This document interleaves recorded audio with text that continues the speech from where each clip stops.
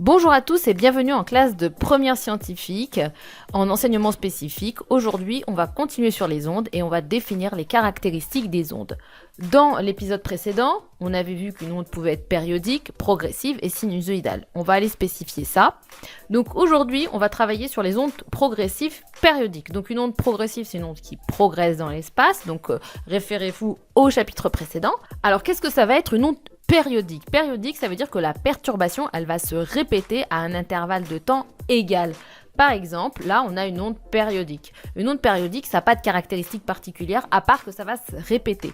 Donc là, je vais avoir un motif, et hop, je vais retrouver le même juste après, et ainsi de suite.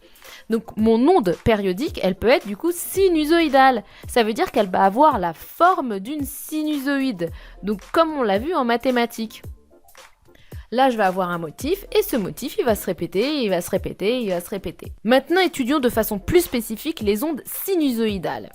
Regardons une onde sinusoïdale, voilà ce qu'elle va faire, ça va faire comme une vague. La vague, elle va monter et elle va descendre, une corde qui va monter, qui va descendre dans le temps.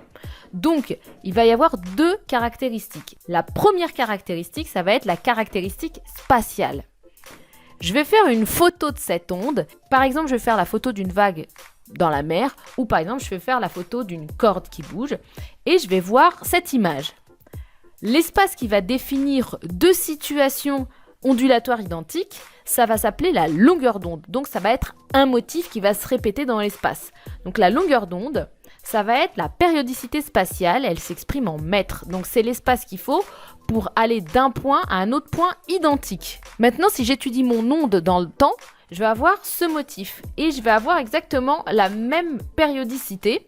Mais maintenant, en fait, comme ça va être une échelle en fonction du temps, t la période, ça va correspondre au temps qu'il faut pour aller d'un point à un autre point identique. Donc, pour pouvoir parcourir une longueur d'onde, il faut un temps t. Et le temps t, grand T majuscule, ça correspond à la période. Cette périodicité temporelle s'appelle du coup période et s'exprime en secondes. Attention, la période est liée à la fréquence. La fréquence est égale à 1 sur la période. Et la fréquence s'exprime en hertz. Les hertz, ce sont des secondes moins 1.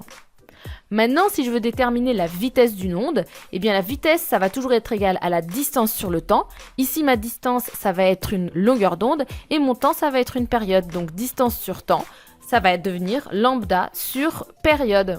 Au bilan, au chapitre précédent, on a vu quel type d'onde allait exister. Et aujourd'hui, on a caractérisé l'onde et du coup, ses caractéristiques, ça va être la période, la fréquence, la longueur d'onde. Et tout ça va pouvoir me donner la célérité de l'onde.